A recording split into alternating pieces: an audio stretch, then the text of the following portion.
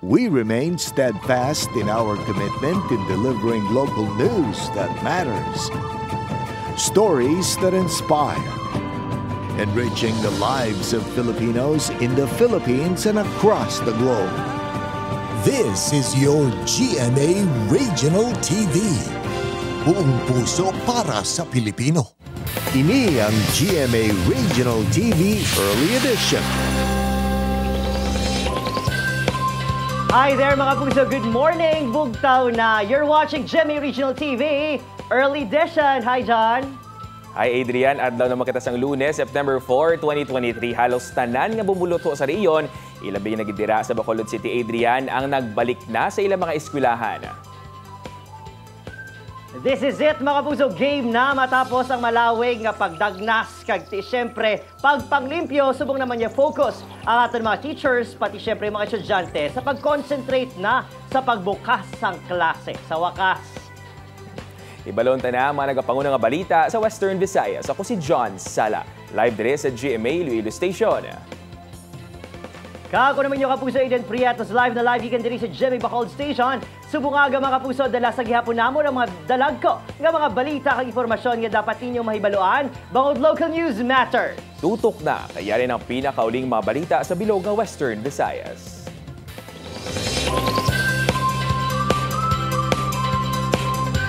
Bao Lunes pero kasugo nga balita. 19 anyos nga Iloy nga nagbisita lang sa ginikanan, patay isang matampukan sang tuman kadalako nga bato sa Dumangas sa Iloilo. Retrieval operation naglawig sa masobra 3 ka oras. Si Julius Bilacaol nakatutok. Patay na sa nakutkot ang lawas sang 19 anyos nga Iloy matapos matampukan sang bato sa barangay Sulangan Dumangas, Iloilo Sabado sang aga. Ginkilala ang biktima kay Kesha Villaranda Alimas. Sunod sa panaysayon ni Denden, manghod sang biktima.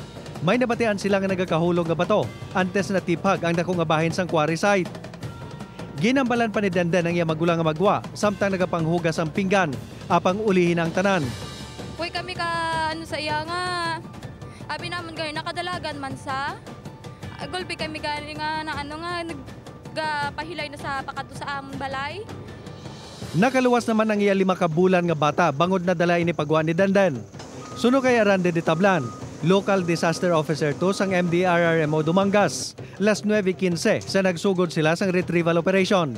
Las 11 sa nakita ang tudlo sang biktima. Kaginabanta las 12:30 na sang na-recover ang bugos nga lawas ni Kesha. Makabig nga natuon sa mala si Kesha bangod nagbisita lang ini sa iya ginikanan sa nasambit nga lugar. Suno kay John Ray Fernando, live-in partner sang biktima. Mapauli na kunta ni si Kesha sang Sabado sa Ilapulian sa Haro. May balay mga misaro to, dito mga mitiner. Nanggapo lang sa nakuli. Hindi mapuli na sa karon tanay. Mapapuli sa Haro. Taling mga tabo.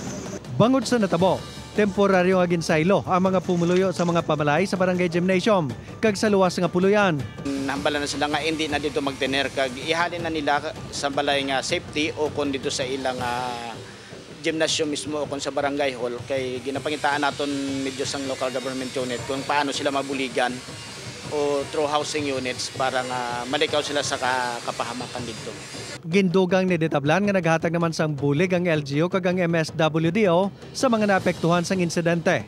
Julius Bilacaol para sa GMA Regional TV, Early Edition.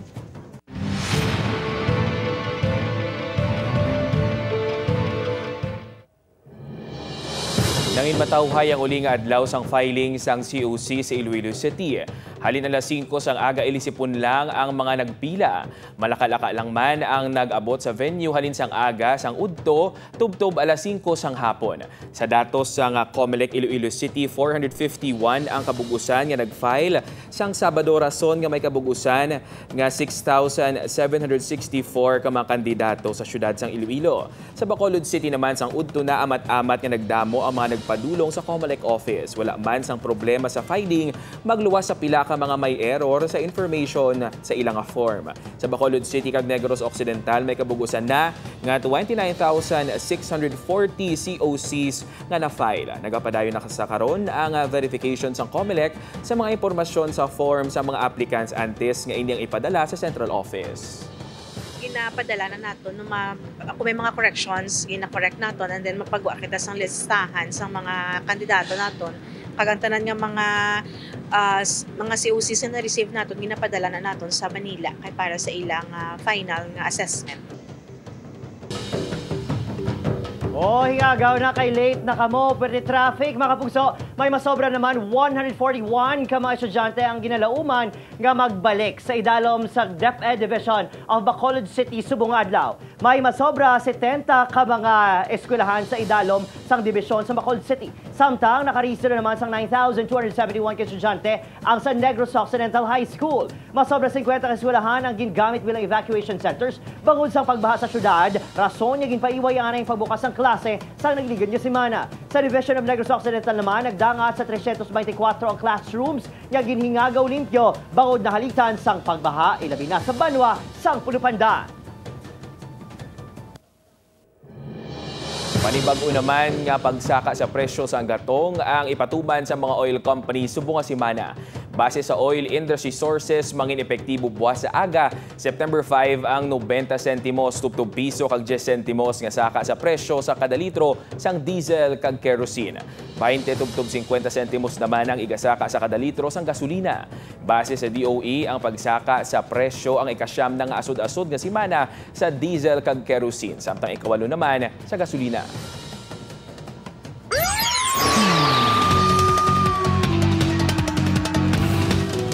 Patay na sang gindala sa ospital ang 43 anyos nga rider nga si Cesar Castillon. Samtang pilaso naman ang angkasini nga si Romnick Evan, 29 anyos, nga nakabunggo sa poste ang ilang motorsiklo sa barangay Kirayan Norte, Miagao, Iloilo. Suno sa Miagao Police, pakadto sa Antique ang duha apang sang nakalabot na sa kurbada nga bahin sang nasambit nga barangay, nagdiretso sa poste sa baylo nga magliko. Ginalantaw nga napiyungan ang driver, rason nga nag-overshoot. Nakaago minis nga pila sa ulo samtang estable naman ang kondisyon sa angkasini.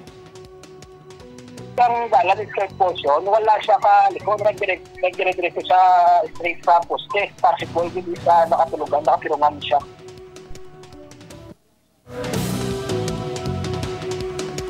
Mga puso, high-value individual kag suki sa presuhan niya durugista dakop sa ginkasa nga bayba sa operation sa Barangay Vista Alegre.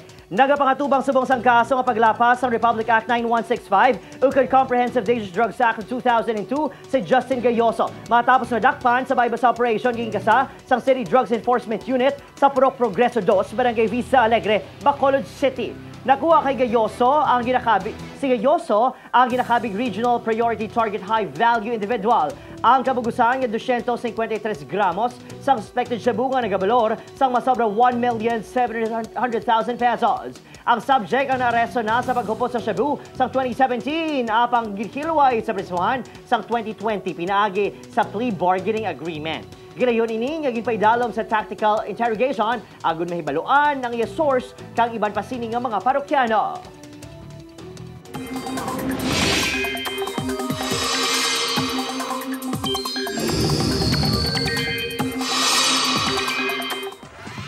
Mga kapuso, sa mga masunod nga inoras lauman ang pagwa sa Philippine Area of Responsibility ni Bagyo Hana. Sa piyak sini, mabatak sa gihapon ang tropical cyclone wind signal number 1 sa Batanes. Lauman ang mabaskog nga ulan nga may pagmadlos ang hangin sa mga masunod nga inoras sa Batanes. Matapos nga maglandfall si Bagyo Hana sa southern Taiwan, nakitaan sang pag-asa ang mata sini sa Kaohsiung City, Taiwan. Dala sini ang hangin nga nagabaskog sang 120 kilometers per hour. Mga kapuso, hindi magkatingala kung nga ayara sa sulod sang PAR ang Taiwan. Hindi buot siningon-sining nga makabig nga teritoryo na sang Pilipinas ang Taiwan. Ang area of responsibility ang ginatalana para lang sa pagmonitor sa kung anuman nga mga weather disturbance.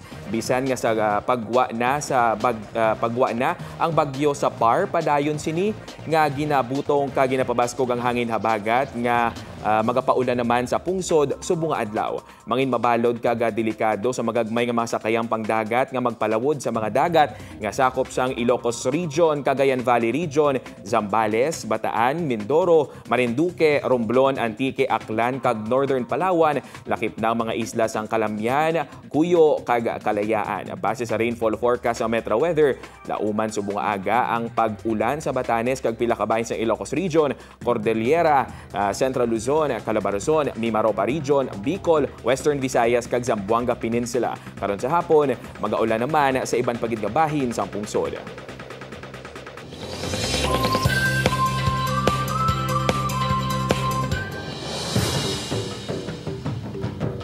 Mga puso, para naman sa aton yung Globalita, train bumunggo sa bus sa Chile. Anong katao patay samtang kagamo nga nagaluntad sa kalibutan ng intopiko ni Pope Francis siya pag-abot sa Mongolia. Nakatutok, Julius Bilacaon. Anom katao ang napatay matapos bumunggo ang isa ka pasahero nga train sa isa ka minibus sa Central Chile. Ang bus ang ginreport nga mayaras ang 14 ka mga sakay. 5 sa mga ini ang gilayon nga napatay, samtang ang isa ang gindeklarar nga binawian sang kabuhi, samtang ginadala sa ospital. Base sa report, nagatabok sa riles ang bus sang ini nabungguan sang train. Gindeklarar naman ang 3 ka adlaw nga pagpangasubo sa banwa sa San Pedro de la Paz nga malapit sa ginlontaran sang aksidente. Nagpanawagan si Pope Francis sa mga lideres sa kalibutan nga kakso ng maitom nga panganod sang giyera. Ini ang kaundan sa nga speech sa iya pag-abot sa Mongolia, ang pungsod nga napatungan sang duha ka world powers, ang Russia kag China, nga nangin target sang diplomatic efforts sang Vatican kaangot sa giyera sa Ukraine. Nagpalabot man sang mensahe ang Santo Papa sa mga opisyal sang pungsod kag sa diplomatic corps matapos may istorya si Presidente Oknagin Kurelsuk. Nagpagwaman sang pahayag si Pope Francis sa mga pamahog sa dunang manggad. Ginhatagan man sinisang pagtamod ang tradisyon sa Native Mongolians nga pagrespeto sa palibot. Apang yan naman ginpabutyag nga kinahanglan na sa aksyon sa kahalitan nga tuga sa mga tawo. Julius Bilacaol para sa GMA Regional TV, Early Edition.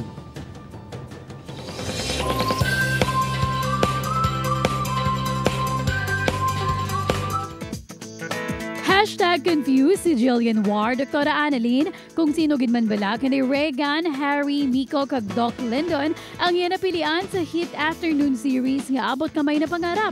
Sino kay Jillian close sa iya ang tanan nga boys, gani nabudlayan siya nga magpili sa ila. Sa kadeksena kuno, lain-lain man ang feelings ni Jillian kaupod ang boys. Na-shock ang Royal Blood viewers sa bagong sekreto nga gin-reveal ni Margaret. Ang iyang sakit nga alopecia kung sinin makitaan nga nagakapuspos ang iyang buhok. Sa episode sa Biyernes, ginkakibot sa mga utod sinigiban nga mga nag-istar sa mansyon ang iya sakit. Gindayaw naman sa netizens ang superb acting ni Rian Ramos. In less than 24 hours, may masobra 4.5 million views na ini online. Good vibes ang dala ni Marian Rivera upon si Rafael Andicho sa social media sa ila latest dance videos together. Sa ila latest post online, makita ng groovy dance moves nila sa It's Plenty Dance Challenge. Excited naman si Ralph sa pag-perform upon ang iyong future mommy sa upcoming primetime series nga Against All Odds.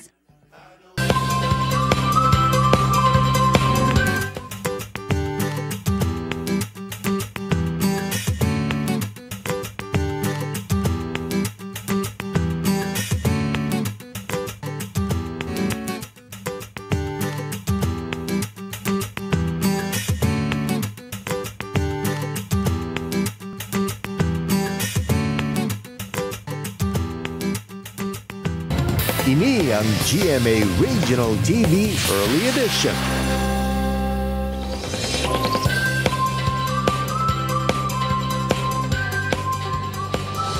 Nangin kontrobersyal ang raid nga ginpatigayon sa kapulisan sa idalom sang Iloilo Police Provincial Office sa puluyan sa magutod nga baryo sa Barangay Agtabo, Pasig City sa Agosto 12. Magluwas nga ginakusaran sang pamilya nga planted ang recoveries, ginpahayagman nga nadulaan ang mga inisang kwarta.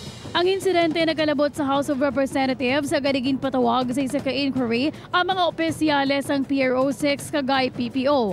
Sa pihak sa mga ligasyon nangin mapag-o naman ang panindugan sang kapulisan nga lehitimo ang operasyon.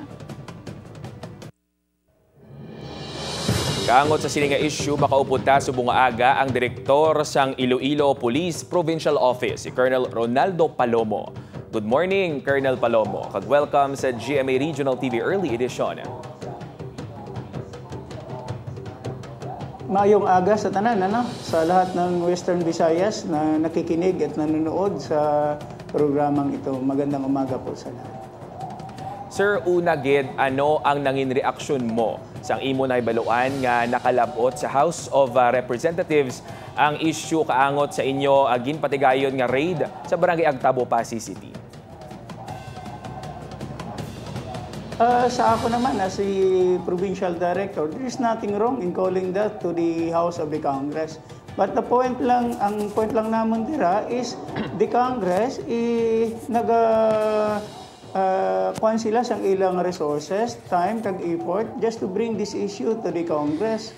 Because magani ato, when this issue was heard sa Congress, ang ato niya chairman sa Public and Order itself nagpapamangkot kung ano gid ang iyang reklamo because he or she does not establish kung ano gid ang reklamo niya sa PNP. Sir, sa obserbasyon sang pila ka mga kongresista, partikular na ni Congressman Romeo Acop, nga may lapses ang mga operatiba sa pagpatigayon sang raid sa balay sa mga baryos. Anong imumahambal kaangot sini?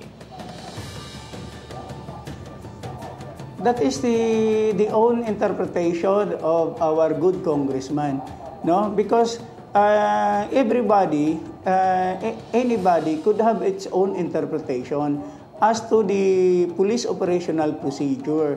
I'm not telling sala si General Acop or I am telling tama kami, but it is his own interpretation and I respect that interpretation. Sir, sa Subong, kamusta na ang kaso batok sa Barrios Brothers? So far nabato na ang kaso against si Neftali Barrios, no, sa ato niya sa may Hall of Justice sa Dumangas, kundiin may jurisdiction sa Banwasang Pasig. No, nabato na ina, while ang kaso ni Jeffrey Barrios still under preliminary investigation sa office ang Fiscal's Office ang Pasig City. Kagi ginapabalo ko man sa tanan nga ang Barrios Brothers may kaso nga ginaatubang sa San Enrique for multiple homicide nga amo na ang ginfile naton against sa ilaman. Sa piyak sang sininga mga akusasyon nga iya ginaatubang, kamusta naman ang moral sang aton kapulisan sa IPPO, sir? Ang mga kapulisan naton labi na gid ang nag-upod sa aton dito sa House of Congress, no, are very happy sa ginpakita sang aton regional director nga pagsuporta kagi pag-back up gid sa aton mga kapulisan. At the same time nakita man naton sa ilang mga mata nga makita mo gid nga wala gid sila nagduha-duha sa pag-ubra or hinulsol nga nag-ubra sa tong hitabo sa Barangay Agtabo, Pasig City. Sa mga pumuluyo to, sir, sa Iloilo Province, kati mix ang comments, mix ang reaction, no? Ano ang imong mensahe nga gusto ipalabot sa ila? Sa mga pumuluyo sa Iloilo, labi na gid ang mga Ilonggo. Nakita man ninyo kung ano kamo kapalangga ka mga pulis ninyo. What we wanted in the province of Iloilo is a peaceful place to live. Kag gusto man naton obedient ang mga Ilonggo, no? We know when to stand for our right and we know kung diin kita magiging modest sa pag-comment sa mga sitwasyon yan kapin pa kung nag-comment kita parte lang sa aton nga observation kag nakita sa isa lang ka video nga unfounded nga video, no, gani we must be responsible citizen of Iloilo sa pagkomentar sa mga bagay nga ni and kami gapaabot sang suporta sa bilog nga Ilonggo nga mag-maintain sang peace and order sa province labi na gid nga election period na subong, no. Mula ni ang hambal namon sa inyo, palangga namon kamo. Good morning, kag madamo kasalamat liwat, Sir Ronaldo Palomo. Maayong aga gid kag salamat gid sa tanan.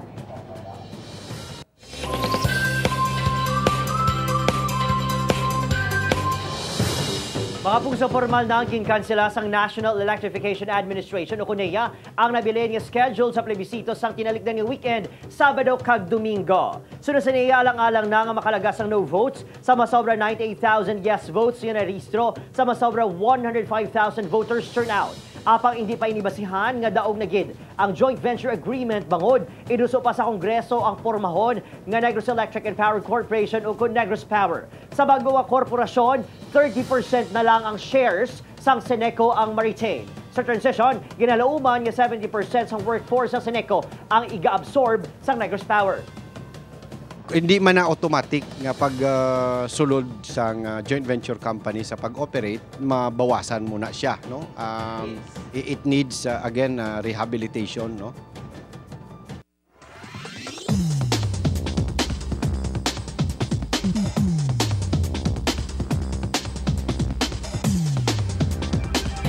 Ini ang GMA Regional TV Early Edition.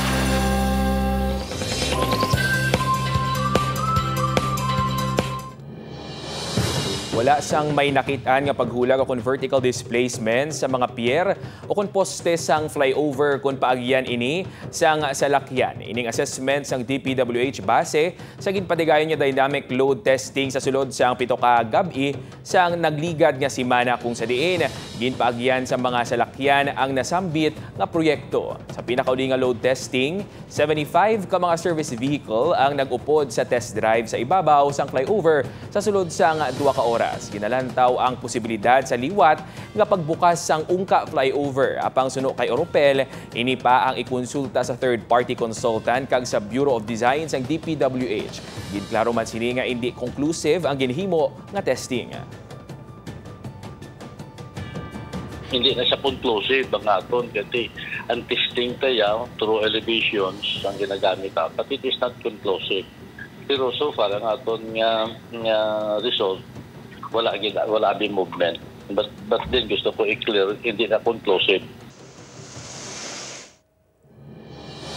Sarang na nga magamit sa Banwa sang Oton ang Quick Response Fund sa idalom sang Calamity Fund matapos nga gindeklara ang state of calamity sa Banwa. Inibangod nga kapin 80% sang Banwa ang nahalitan sang pagbaha sang Damlaglang. Sa datos sang Oton MDR RMO 22, sa 37 ka mga barangay ang naka-eksperyensya sang pagbaha. Pila sa classrooms ang hindi sa gihapon magamit matapos sa ginsulod sang tubig baha. May mga porsyon man sang bulutuan nga ginbaha rason nga may mga nanay nga naga-voluntaryo na lang nga magbulig sa pagpaninlo sang nagligad nga simana. Subong adlaw lauman ang pagbalik sa full face-to-face classes sa mga bulutuan sa Banwa.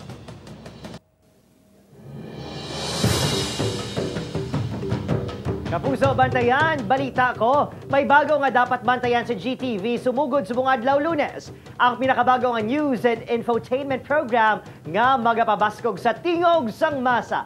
Ang balita ko, nakatutok Julius Bilacaol. May bago tayong aabangan. Balita ko. Balita ko. Balita ko, may bago. Balita ko nga.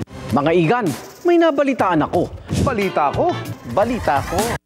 Ang News Authority sa Filipino, may bago nga balita para sa mas dako nga misyon kag sa mas masangkad nga pagserbisyo sa pungsod.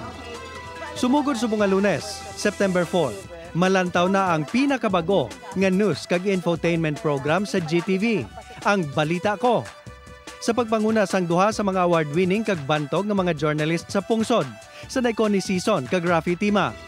Suno kay Rafi, mabusog ang mga tumalanaw sa impormasyon, malingaw kag maingganyo nga magtutok para mangin updated. Kag pinaagi sa Balita Ko, pirmi makakuha ang mga tumalanaw sang impormasyon para sa insakto nga diskarte sa pangadlaw-adlaw. Ila man makaupod si Katrina Son para sa pinakaulihing update sa lakat sang panahon nagikan sa GMA Integrated News Weather Center. Kag si Aubrey Carampel para sa latest showbiz update. Magluwas sa pinakamainit nga balita, may mga bago man nga segment nga balantayan. Ma-inspire sa mga successful nga istorya sa pagnegosyo kag palangabuhian sa kitang-kita. Mangin updated sa pinaka-importante nga impormasyon kaangot sa ikayong lawas sa Health is Wealth. Kagibaluon kung matuod ang mga ginakuno-kunong istorya sa mga Pinoy sa talaga ba? Ang netizens, pwede mangin matas ang balita sa pinakabagong crowdsourcing and digital news gathering arms ang GMA Integrated News nga #Balita Ko. Sunog kay Senior Vice President and Head for GMA Integrated News, Regional TV and Synergy Oliver Victor B. Amoroso. Mas ginpalapit sang GMA Integrated News sa mga tumalanaw ang mga komplikado nga topiko. Samtang ginapasiguro nga maangot ang mga balita sa ila kabuhi.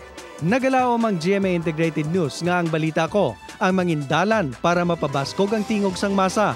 Bahagi po kami ng mas malaking misyon. Connie Season po ito. Aubrey Carampel po. Katrina Son. Rafi Tima. Sumugod subong nga Lunes, alas 11 sa aga. Malantaw ang balita ko sa GTV. Julius Bilacaol para sa GMA Regional TV, Early Edition. Mga kapuso, para mas mapasangkad pagid ang pagdulong sa mga balita kag impormasyon sa One Western Visayas, bangod may magabalik nga makaupod naton umpisa subong nga Lunes, September 4. Sigurado nga kilala gid ninyo siya kay kaupod ninyo ini. Sa masobra, isa ka dekada sa pagdulong sang balita tag sa kahapon. Ng datos, susuriin ang bawat detalye at iahatid ang buong balita. Tatalakayin ang mga kinakaharap ng ating bayan sa pamumuno ni Gertrude Charlotte Tan sa kanyang pagbabalik sa pagbabalita. Kasama sina Adrian Prietos at Caitlin Revilla sa One Western Visayas. Lunes hanggang Biyernes alas 5 ng hapon sa pagpapatuloy ng mas malaking misyon at mas malawak na paglilingkod sa bayan ng GMA Integrated News, ang News Authority ng Filipino at ng inyong GMA Regional TV dahil local news matters.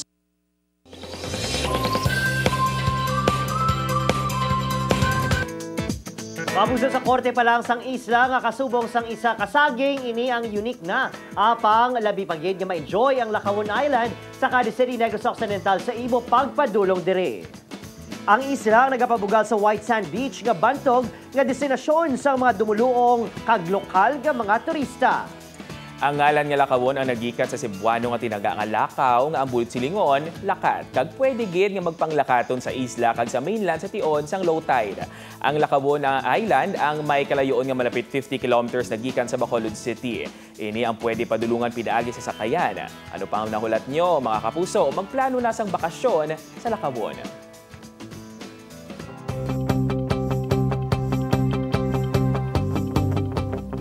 Diyan ang kaninong kagatawhay concern sang tanan. Pulis man balao kon sibilyan, gani dapat aton ini bululigan. Insakto na Adrian, sunog gani kaya ana US President Ronald Reagan. Evil is powerless if the good are unafraid. Kung may makitaan kita nga hindi amo, dapat naton ini panindugan nga i-report sa otoridad para ini ang matapna. Kay kun hindi, kag ini ang magdako, piho nga kita tanan ang apektado man sa gihapon. Madamong ginasalamat sa pagtutok diri sa amin sa GMA Regional TV Early Edition. Updan nyo kami halin Lunes, sugto Biyernes. Mahimo niyo malantaw ang aton nga episode sa www.gmaregionaltv.com kag mag-subscribe sa aton official YouTube channel, GMA Regional TV. Ako si John Sala. Kako naman si Adrian Prietos, bugos nga puwersa para sa mas dako nga misyon, kag mas masangkad nga pagserbisyo sa pungsod.